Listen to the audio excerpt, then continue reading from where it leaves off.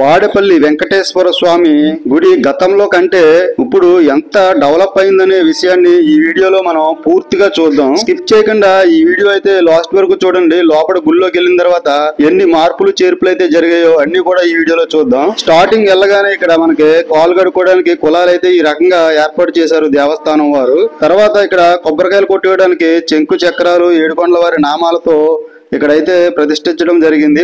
వరుసగా మనకి బోట్లు అయితే ఈ రకంగా కనిపిస్తాయి. మనం ఏయో బోట్లు అని లైట్ తీసుకుని దర్శనం చేసుకోవడానికి అయితే కంగారుగా మనం వెళ్ళిపోతాం. కానీ ఈ బోట్ లో చాలా విషయం ఉంది. ఈ వరుసగా ప్రతిష్ఠించిన బోట్లన్నీ కూడా వెంకటేశ్వర స్వామి చరిత్ర అంతా కూడా వాడిపిల్లో వెంకటేశ్వర స్వామి ఏ రకంగా వచ్చారు, స్వయంభూగా ఏ రకంగా వెలిసారు అనే సంగతి అంతా కూడా ఈ బోర్డులో క్షుణ్ణంగా లెక్కించడం జరిగింది. గుళ్ళోకి అయితే ఎంటర్ అయిపోయామండి. గుళ్ళోకి ఎంటర్ అవగానే ఇక్కడ సింహద్వారం అనేది ఈ రకంగా మనకి దర్శనమిస్తుంది. సింహద్వారం పైన వెంకటేశ్వర స్వామి కత్తి గద పట్టుకుని పంచముఖ వెంకటేశ్వర స్వామిగా మనకి దర్శనమిస్తారు. ఈ పక్కనే చూసుకుంటే ఇటు పక్కన మనకి మత్స్యావతారం, తర్వాత కూర్మ అవతారం చాలా అద్భుతంగా చిత్రీకరించారు. దశావతారాలు అయితే ఈ మండపం చుట్టూరు మనకి దర్శనమిస్తాయండి. అన్ని కూడా మనం ఈ వీడియోలో క్షుణ్ణంగా చూద్దాము. ఇందాక మత్స్యావతారం, కూర్మ అవతారం చూసాం కదా, ఇక్కడేమో వరాహ అవతారం, లక్ష్మీ నరసింహ స్వామి అవతారం అయితే ఇక్కడ చిత్రీకరించారు. ఇటు పక్క చూసుకుంటే ఇక్కడ తులాభారం అండి. ఎవరైనా సరే మొక్కులుంటే ఇక్కడ తులాభారం తీర్చుకుంటారు. యాక్చువల్లీ టుడే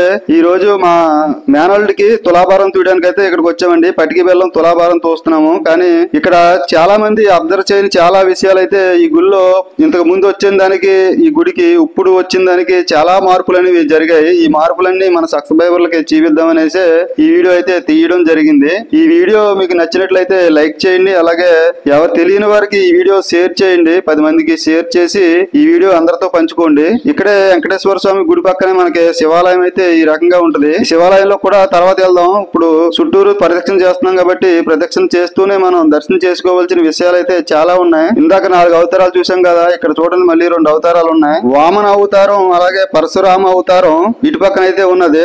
అయితే ఇలాగే గుడి వెనక్కి వెళ్తే గుడి రకంగా మనకి దర్శనం ఇస్తుందండి. ఇంతకు ముందు లేని చాలా మార్పులు అయితే గుళ్ళో చోటు చేసుకున్నాయి. మొత్తం చుట్టూరు మండపం అయితే చాలా చక్కగా చాలా పెద్దది కట్టారు. ఇంతకు ముందు వెళ్ళుంటే మళ్ళీ ఇంకోసారి వెళ్ళండి. వెళ్ళని వారికి వెళ్ళమని అయితే సిఫార్సు చేయండి. ఒకసారి చాలా బాగుంటది. ఇక్కడైతే కొత్తగా కొంతమంది కాయిన్స్ అనేవి గూట్లో పెడుతున్నారు. ఇదే కూడా కొంతకాలమే అని నేను అనుకున్నాను. తర్వాత ఈ గుడిని కూడా టచ్ చేయడానికి జరగదు. చుట్టూరు ఫెన్సింగ్ వేసేస్తారు. ఎందుకంటే భక్తులు ఈ రకంగా టచ్ చేయడం వల్ల మనకి పెయింట్ పోతుంది. ఇక్కడ చూడండి శ్రీరాములు తర్వాత బలరాములు ఈ బయటికి వెళ్లే గేట్ దగ్గర శ్రీరాములు అలాగే బలరాములు అవతారం అయితే ఇక్కడ మనకి దర్శనం ఇస్తారు. ఇలాగే ఇటు పక్క రాగానే ఒక్కసారి పైకి చూడండి. మనకి తిరుపతి వెళ్ళినప్పుడు తిరుపతిలో విమాన వెంకటేశ్వర స్వామిని ఎలాగైతే దర్శనం చేసుకుంటామో ఇక్కడ కూడా విమాన వెంకటేశ్వర స్వామిని అయితే ప్రతిష్ఠించారు. కొత్త వారికి చాలా మందికి ఈ విషయం తెలియదు. తెలియని వారికి షేర్ చేయండి. విమాన వెంకటేశ్వర స్వామిని ఇక్కడ దర్శనం చేసుకోవచ్చు. హుండీ చూడండి, ఇక్కడ ప్రదక్షిణ హుండీ.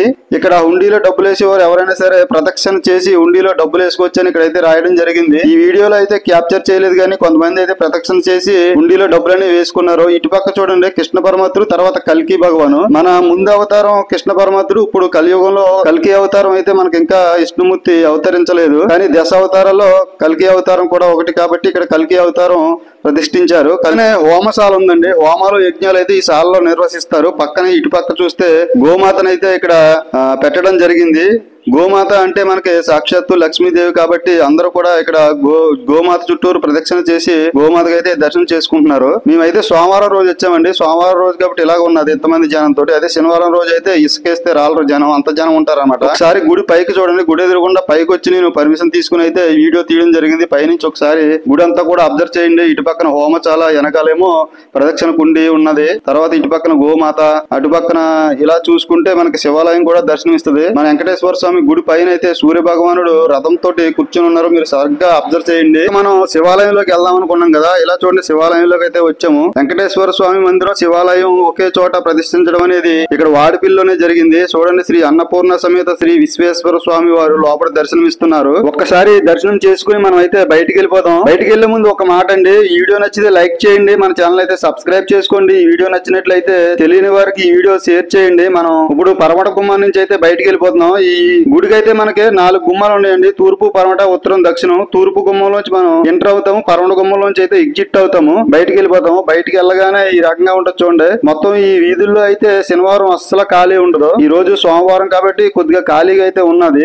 వీడియో తీయడానికైనా దేనికైనా కంఫర్ట్ గా ఉంది. అయితే నాకు తెలిసి ఈ వెంకటేశ్వర స్వామి గుడి దగ్గర ఇదే లాస్ట్ వీడియో అవుతుంది. ఎందుకంటే ఎక్కడికక్కడ మొబైల్ ఎలా లేదని అయితే బోర్డు పెట్టేశారు. ఈ కానించి అయితే గుళ్ళోకి మొబైల్ అనేది అలౌడ్ అయితే ఉండదు. ఇప్పుడే అబ్జెక్షన్ పెట్టబోయారు కానీ ఈ రోజు సోమవారం కాబట్టి ఎలా విడిచిపెట్టేశారు. ఈ కానీ చాలా స్ట్రిక్ట్ గా ఉంటది. మొబైల్ అయితే బయట పెట్టేసి వెళ్ళాలి. గుళ్ళోకి అయితే మొబైల్ అనేది అలౌడ్ అయితే ఈ కానించి ఉండదు. వాడిపల్లి వెంకటేశ్వర స్వామి గుడి దగ్గర ఇదే లాస్ట్ వీడియో అని నేను అనుకుంటున్నాను. అయితే ఇక్కడ మేము దర్శనం చేసుకుని మార్నింగ్ ప్రసాదానికి అయితే వచ్చామండి. పులిహోర పెడుతున్నారు. అయితే ఎక్కడైనా గుడి దగ్గర పులిహోర ప్రసాదం ఏదైనా పెడితే ఇంతంత వేస్తారు కానీ ఇక్కడ మనకి ఎంత కావాలో అంత వేస్తున్నారు. ఇంకా వేస్తున్నారు. అప్పటికి ఆకలి నిండిపోయింది. వద్దనేసి అయితే నేను చెప్పాను అనమాట. పొద్దున్నే టిఫిన్ కంటే ఎక్కువ మనకి ప్రసాదం ఇక్కడ దొరికేస్తుంది. మధ్యాహ్నం భోజనం అయితే చెప్పవసరం లేదు. చాలా ఎక్సలెంట్ గా ఉంటాయి. నేనైతే 2-3 సార్లు అయితే ఇక్కడ భోజనం చేశానండి. చాలా ఎక్సలెంట్ గా ఉంటాయి. చూడండి క్వాంటిటీ ఎంత ఎక్కువగా ఉందో. క్వాంటిటీ చాలా పులిహోర అయితే ఇక్కడ పెట్టారు మాకు. చాలా శుభ్రంగా కూర్చుని మా అన్న చెల్లెలు అందరూ, మా అమ్మ నేను కూర్చొని శుభ్రంగా తినేసాము. తినేసి ఇక్కడ నుంచి అయితే బయటికి వెళ్ళగానే గుడి ఎదురుగుండానే మనకి దీపారాధన చేసుకోవడానికి అయితే ఈ రకంగా ఉంటది. గుడిలో ఎక్కడ కూడా దీపారాధన చేసుకోవడానికి ఉండదు. ఫస్ట్ మేము గుడికి వెళ్ళినప్పుడు అయితే గుడిలోనే లోపల దీపారాధన చేసుకునే ఉండేది. కానీ ఇక్కడ గుడి బయట వెంకటేశ్వర స్వామిని, వినాయకుడిని ప్రతిష్ఠించి